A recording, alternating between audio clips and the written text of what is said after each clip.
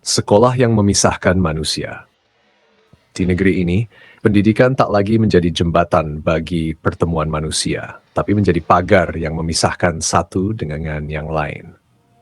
Dulu, pendidikan dibayangkan sebagai tempat di mana anak-anak dari segala latar bisa duduk bersama. Belajar bukan hanya tentang angka dan huruf, tapi tentang hidup bersama dalam perbedaan. Tapi kini, lihatlah, sekolah sudah menjadi koloni-koloni kecil yang hidup terpisah. Ada sekolah Islam, sekolah Katolik, sekolah Kristen, sekolah Buddha, sekolah Hindu, sekolah internasional, sekolah nasional, plus seolah bangsa ini tak lagi satu sistem pendidikan, tapi kumpulan benteng keyakinan yang saling berjaga dari yang lain.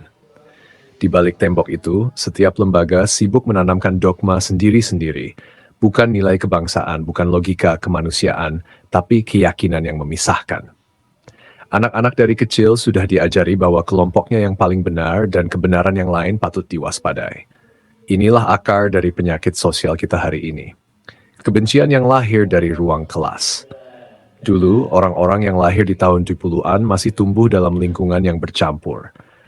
Mereka punya sahabat dari agama lain, bermain tanpa bertanya siapa Tuhan yang disembah temannya.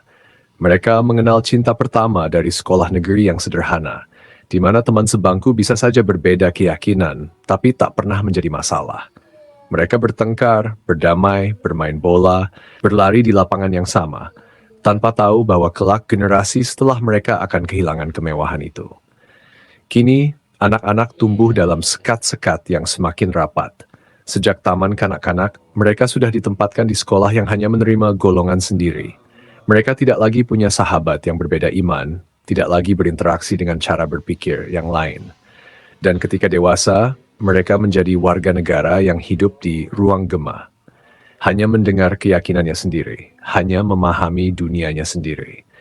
Ini bukan sekadar soal pendidikan agama, ini soal struktur sosial yang memelihara keterpisahan. Sekolah-sekolah agama berkeyakinan bahwa mereka sedang menyelamatkan iman, padahal yang mereka lakukan adalah mengurung anak-anak dalam satu tafsir sempit tentang kebenaran. Mereka mencetak manusia yang pandai berdoa, tapi gagap berdialog. Mereka melahirkan generasi yang penuh keyakinan, tapi miskin empati. Lalu kita lihat pula sekolah-sekolah internasional yang menjamur di kota besar. Di balik pagar tinggi dan bahasa asing, anak-anak ekspatriat dan kaum kaya lokal hidup dalam dunia yang steril, bebas dari realitas bangsanya sendiri. Mereka berbicara dalam bahasa Inggris yang fasih, tapi tidak kenal tetangga di seberang jalan. Mereka belajar tentang global citizenship, tapi lupa menjadi warga di tanah tempat mereka berpijak.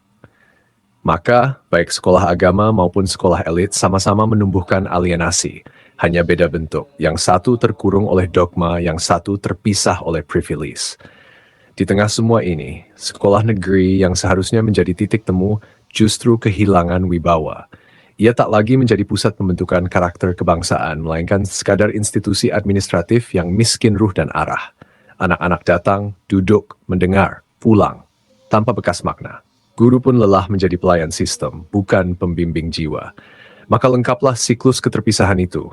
Yang satu terpisah oleh agama, yang lain oleh kelas sosial, dan sisanya oleh ketidakpedulian. Kita, bangsa yang besar karena keberagaman, kini justru kehilangan keberanian untuk hidup di dalamnya. Kita bicara tentang toleransi, tapi tak pernah hidup dalamnya. Kita bicara tentang Bhinneka Tunggal Ika, tapi anak-anak kita bahkan tak tahu artinya secara nyata. Karena mereka tak pernah duduk di satu bangku yang sama dengan yang berbeda. Bayangkan, bagaimana mungkin kita berharap bangsa ini bersatu, jika sejak kecil anak-anak kita sudah hidup di dunia yang terpisah. Ketika mereka dewasa, bagaimana mungkin mereka saling percaya kalau mereka bahkan tak pernah saling mengenal? Inilah paradoks pendidikan kita. Kita berbicara tentang persatuan, tapi mendidik dengan cara yang memecah.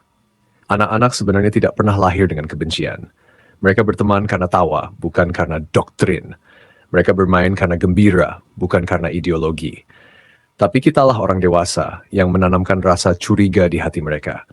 Kita mendidik mereka untuk berhitung, tapi tidak untuk berempati. Kita mengajarkan mereka percaya, tapi tidak berpikir. Dan kita menyebutnya pendidikan moral. Panalar hanyalah bentuk lain dari ketaatan buta. Lalu apa yang tersisa? Bangsa yang semakin pandai bicara tentang Tuhan, tapi kehilangan rasa kemanusiaan. Bangsa yang sibuk menilai iman orang lain, tapi lupa bertanya apakah dirinya sendiri sudah jujur.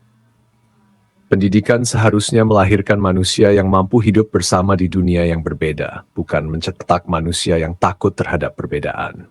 Tapi selama ruang belajar masih dibangun atas dasar segregasi, maka perpecahan akan terus diwariskan, bukan lewat kekerasan, tapi lewat bangku sekolah yang rapi dan sopan. Barangkali sudah saatnya kita bertanya ulang, apakah tugas sekolah adalah menyelamatkan iman atau menyelamatkan akal sehat manusia? Apakah tugas guru adalah meneguhkan keyakinan atau menyalakan kesadaran? Apakah tugas bangsa ini adalah menjaga keseragaman atau membangun kedewasaan untuk hidup dalam perbedaan?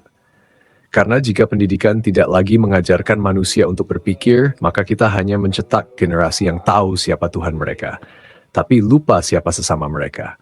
Dan dari situlah perlahan tapi pasti bangsa ini akan kehilangan jiwa kemanusiaannya. Satu sekolah demi satu sekolah.